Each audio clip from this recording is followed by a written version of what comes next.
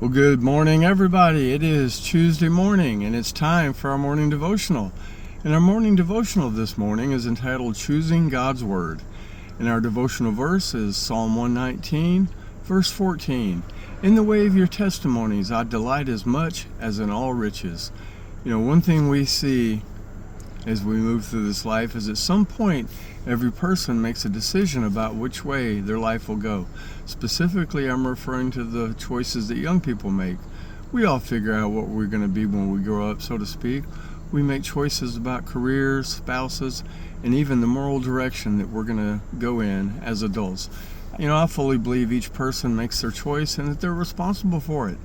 On the other hand, environment matters. The truth is that people who grew up in cycles of multi-generational abuse, crime, or drug use are more likely to make that choice. On the other hand, those who grow up in Christian and other positive environments are more likely to make that choice. The outcome's never absolute, but environment does matter. My friends, the environment we raise our children in matters.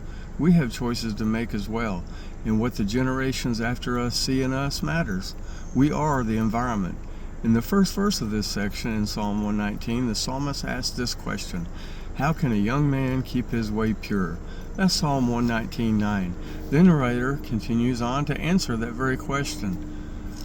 Another choice we make is deciding on what matters to us. We may claim to be followers of Jesus, but if we choose the things of the world over the life that God's Word leads us to lead, then we have made bad choices.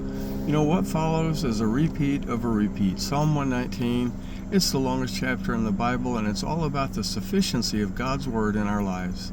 If that wasn't important, why would God have inspired so many words for us on the subject?